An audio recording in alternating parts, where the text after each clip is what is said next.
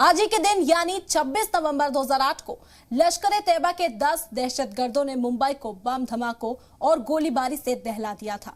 करीब 7 घंटे तक मुंबई एक तरह से यरगमाल बन चुकी थी। बहरान की उस घड़ी में जहां सिक्योरिटी फोर्सेस ने मोर्चा संभालते हुए मुंबई को महफूज कराया था, तो वहीं जी मीडिया भी अपने फर्ज के लिए लगातार डटा रहा था। मुंबई दहशतगर्दाना हमले की पूरी कहानी देखिए ऑपरेशन साइक्लोन की इनसाइड स्टोरी।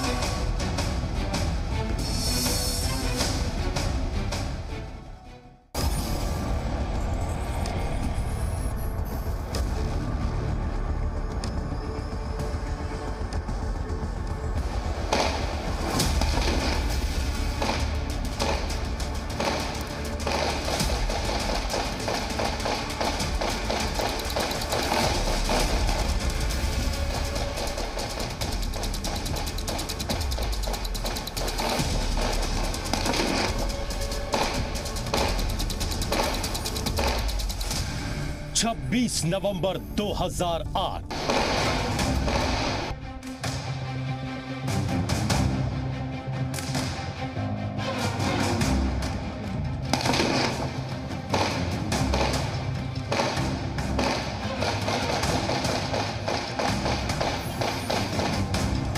मुंबई पर सबसे बड़ा टेरर अटैक।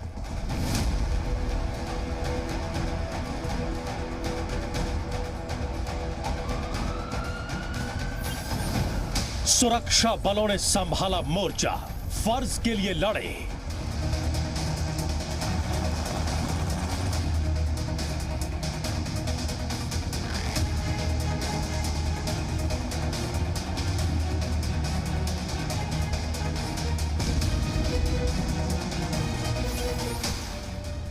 हम भी अपने फर्ज पर डटे। ये आप तस्वीरें देख सकते हैं इस वक्त।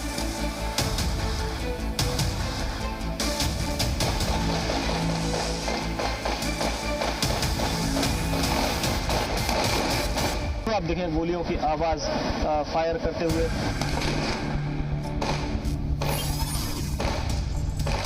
तस्वीरें आज से 13 साल पहले की हैं, जिन्होंने ऐसे जख्म दिए जो आज भी कुरेदे बिना हरे हैं। 26 नवंबर 2008 की रात को पूरा देश भूल नहीं सकता, जब पाकिस्तान परस्त 10 आतंकियों ने मुंबई को दहला दिया था।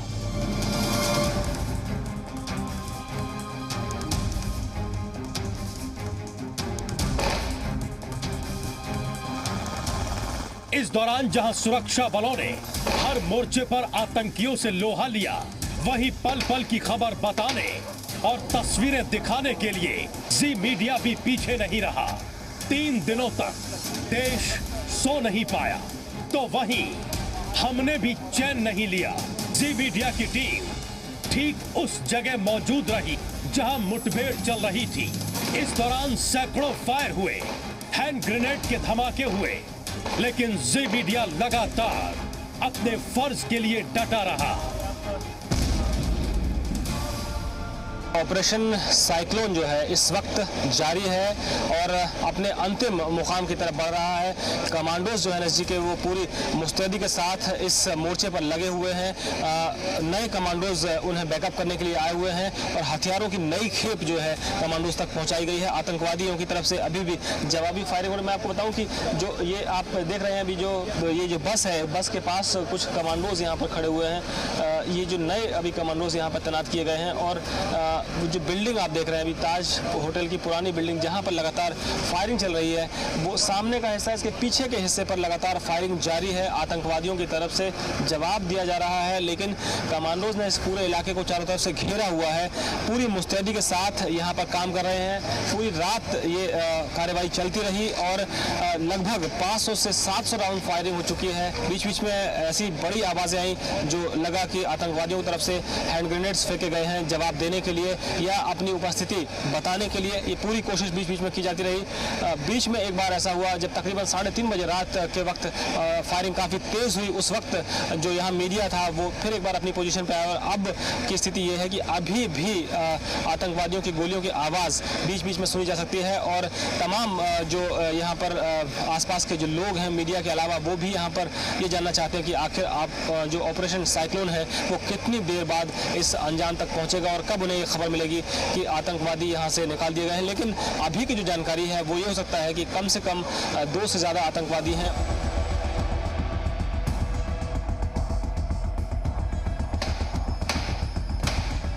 सुरक्षा बलों और आतंकियों की सबसे लंबी मुठभेड़ ताज होटल में चली। यहाँ 2 आतंकियों के छिपे होने की सूचना थी, जबकि कई लोग बंधक बनाए गए थे। 3 दिनों तक दिन रात रुक रुक कर क्रॉस फायरिंग होती रही। एनएसजी और एटीएस ने रणनीति के तहत आतंकियों को घेरना शुरू किया, तो वहीं जी मीडिया ने भी पल भर के लिए मोर्चा नहीं छोड़ा। सुबह के 6:30 बज चुके हैं और अभी भी ऑपरेशन साइक्लोन जारी है। आप देखें कि यहाँ से आतंकवादियों को निकालने के लिए तमाम जो चारों तरफ के इलाके वहाँ पर कमांडोज ने मोर्चा संभाला हुआ है। आप देखें इस वक्त भी कमांडो अपनी पोजीशन में है। ये उनकी पोजीशन है और ये पहली मंजिल है इस ताज होटल की। पुरानी जो बिल्डिंग है उसकी इमारत की पहली मंजिल पे ये देखें आप, ये एक तस्वीर जो आप देख सकते हैं किस तरह से एनएसजी कमांडोज अपनी पोजीशन लिए हुए हैं और चारों तरफ से इस पूरी बिल्डिंग को घेरा हुआ है। अभी भी आतंकवादी वहाँ पर छुपे हुए और ये ऑपरेशन रात भर से चल रहा है। अभी ये माना जा रहा है तकरीबन 2 से ज़्यादा आतंकवादी यहाँ पर हो सकते हैं और पहली मंजिल है जो पीछे का इलाका है, पीछे का हिस्सा है, वो अभी भी वहाँ पर क्रॉस फायरिंग जारी है और एनएसजी के कमांडोज लगातार कोशिश कर रहे हैं कि किसी भी तरीके से इन आतंकवादियों को मार गिराया जाए। आप देख सकते हैं इस वक्त ये तस्वीरें, सुबह 6:30 बज चुके हैं। सारी रात ऑपरेशन जारी रहा। कमांडोज को बैकअप करने के लिए नए कमांडोज यहाँ पर एनएसजी के आए हुए हैं और पूरी जो टीम है, तमाम जो एजेंसीज हैं इस ऑपरेशन में लगी हुई है, वो पूरी रात यहाँ पर मुस्तैद रही। अब से कुछ देर पहले जबरदस्त क्रॉस फायरिंग भी हुई है। ये माना जा रहा है कि अभी भी काफ़ी हथियार हैं इन आतंकवादियों के पास और वो जवाब दे रहे हैं एनएसजी कमांडोज की इस कार्रवाई का। बीच बीच में रुक रुक कर वो जवाब देते हैं। आप देखें कोशिश यही है कि किसी भी तरीके से इन आतंकवादियों को यहाँ से खदेड़ दिया जाए, बाहर निकाल लिया जाए या मार गिराया जाए। ये कोशिश इस वक्त यही जारी है। ऑपरेशन साइक्लोन किसी भी वक्त अपने अंजाम तक पहुंच सकता है, यानी आतंकवादियों को मार गिराने में कामयाब हो सकते हैं। एनएसजी कमांडोज ने पूरा इलाका घेर रखा है। उस पहली मंजिल के उस इलाके के आसपास भी बड़ी तादाद में एनएसजी कमांडोज हैं, लेकिन जिस तरह के वेपन्स हैं उसको देखते हुए सीधी जो आमने सामने की लड़ाई है उसको फिलहाल टाला जा रहा है। लेकिन एनएसजी कमांडो पूरी तरह से मुस्तैद है। आप देखें ये ऑपरेशन सुबह होते से ही एनएसजी कमांडोज का नया ऑपरेशन शुरू हो गया।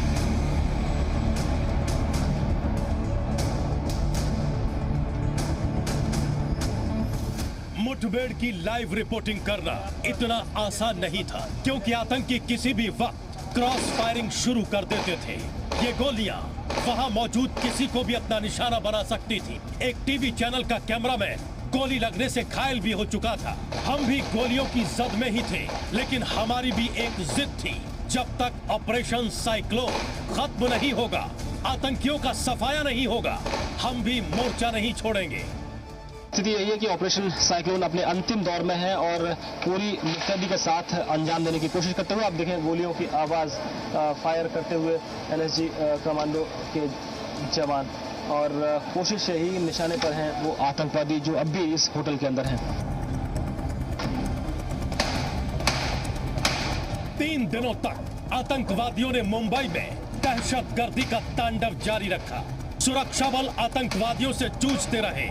भारत ही नहीं, पूरी दुनिया की निगाहें मुंबई पर टिकी थी। 3 दिनों के भयानक संघर्ष के बाद 29 नवंबर तक 9 हमलावरों का सफाया कर दिया गया। स्थिति पूरी तरह से नियंत्रण में आ गई थी, लेकिन तब तक 160 से ज्यादा लोग मारे जा चुके थे। ये आप तस्वीरें देख सकते हैं। इस वक्त जो एनएसजी और एटीएस के जो कमांडोज हैं वो बाहर आते हुए हैं और ऑपरेशन साइक्लोन अपने अंजाम तक पहुंच चुका है। ऑपरेशन साइक्लोन के जरिए जो कमांडोज ने वो आतंकवादियों को मार गिराया है। आखिरी तस्वीरें ये है इस वक्त और निश्चिंत नजर आ रहे हैं जो कमांडोज हैं, सुरक्षा बलों के जवान हैं, अधिकारी हैं। इस वक्त फायर ब्रिगेड आग बुझाने का काम कर रही है और पूरे इलाके को घेरा हुआ है। इस वक्त ऑपरेशन जो साइक्लोन है वो अपने अंजाम तक पहुंच चुका है और बड़ी बहादुरी के साथ तमाम जो टीमें थी, चाहे वो स्थानीय सुरक्षा बल हो, स्थानीय पुलिस हो या जो फायर ब्रिगेड के जवान हैं, वो सब लगे हुए थे। पूरी मुस्तैदी के साथ इस पूरे घटनाक्रम को, पूरे इस ऑपरेशन को अंजाम दिया गया है और आप एक सुकून की लकीरें जो इन कमांडोज के चेहरे पर देख सकते हैं। अफसरान जो है आपस में हाथ मिलाते हुए नजर आए और तमाम आला अफसर यहाँ पर पहुंच चुके हैं जो इस पूरे ऑपरेशन पर नजर रखे हुए थे।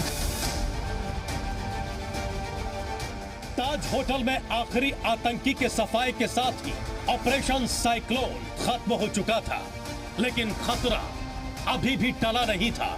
जल्दबाजी अभी भी भारी पड़ सकती थी।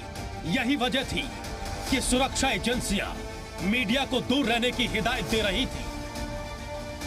ये पुष्टि हो चुकी है कि उस आतंकवादी का जो शव है वो इस वक्त कमांडोज के कब्जे में है और इस बात की आधिकारिक पुष्टि बने ना, लेकिन जो ऑपरेशन को अंजाम देने में लगे हुए कमांडोज थे उन्होंने इस बात की पुष्टि आधिकारिक तौर पर न सही लेकिन अपने स्तर पर कर दी है और उन्होंने ये साफ कहा है कि ये अधिकारियों का मामला है, लेकिन वो इस बात से बेहद खुश हैं कि एक उस आतंकवादी को आखिरकार मार गिराया गया लंबे एक जद्दोजहद के ऑपरेशन के बाद, क्योंकि यहाँ पर चिंता इसी बात की थी कि कैजुअलिटीज नहीं होनी चाहिए, कमांडोज की जान नहीं जानी चाहिए और दूसरा इस आतंकवादी को बच निकलने भी नहीं देना। ये पूरी कवायद चली है।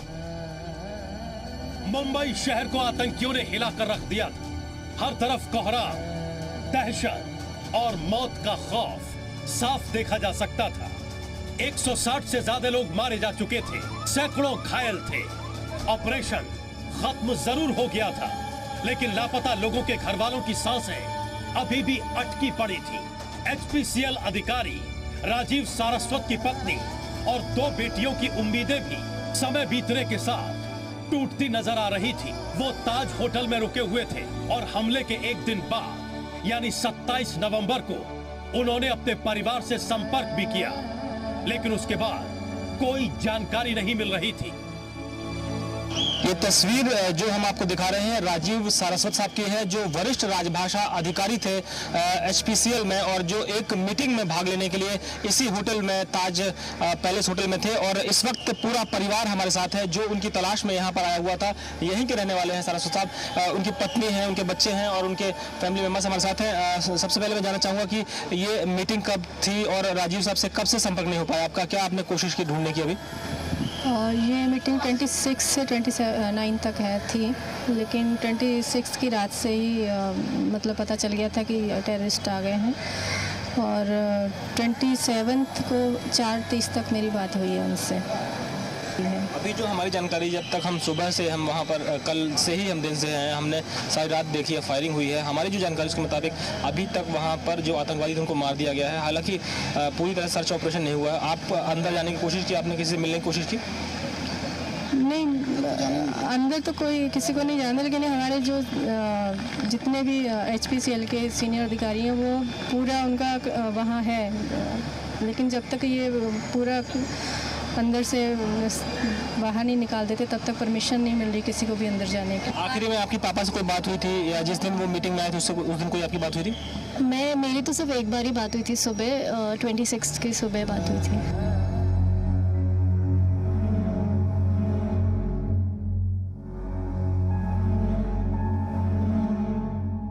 दिनों से राजीव सारस्वत का परिवार उम्मीदों के सहारे जिंदा था, तो वहीं जी मीडिया भी इस संकट की घड़ी में उनकी मदद के लिए खड़ा रहा।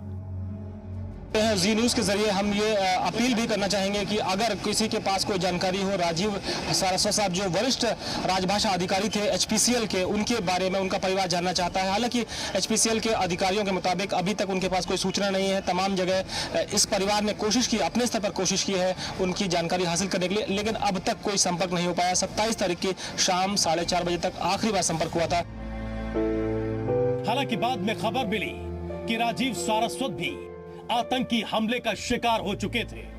आतंकियों के मंसूबों को जहां सुरक्षा बलों ने पूरा नहीं होने दिया, तो वहीं मुंबई के आम लोगों ने भी आतंक को करारा जवाब दिया। ऑपरेशन खत्म होने के चंद घंटों बाद ही सैकड़ों की तादाद में मुंबई का सड़कों पर निकले।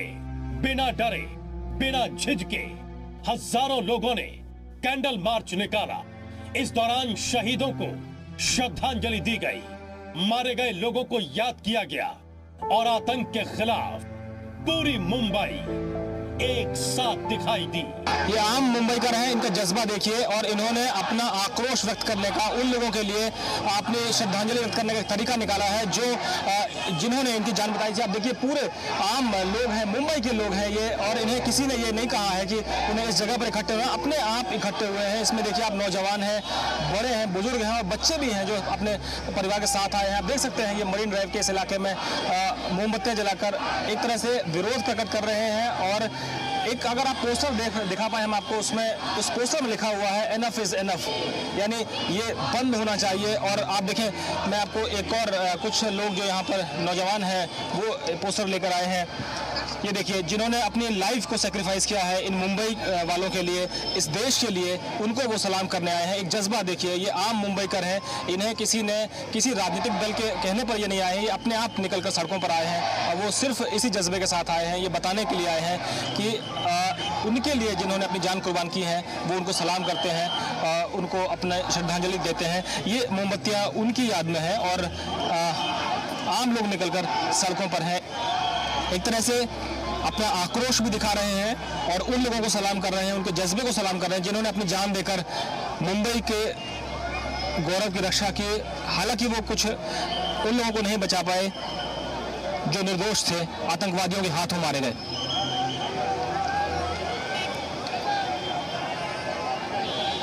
कैमरामैन वीरेश कुमार के साथ दिलीप तिवारी, जी न्यूज, नरीमन पॉइंट, मुंबई।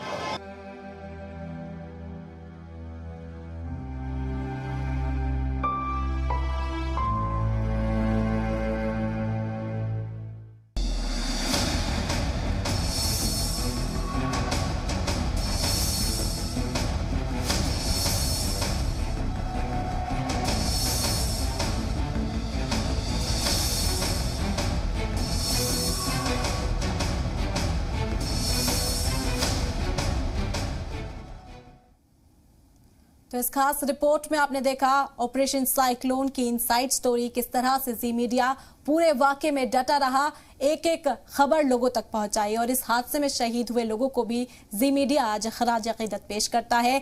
ये तारीख मुंबई की तारीख में एक काला दिन लेकर आई और कोई भी इसे याद नहीं करना चाहता। इसी के साथ आपसे इजाजत लेना चाहेंगे। आदाब।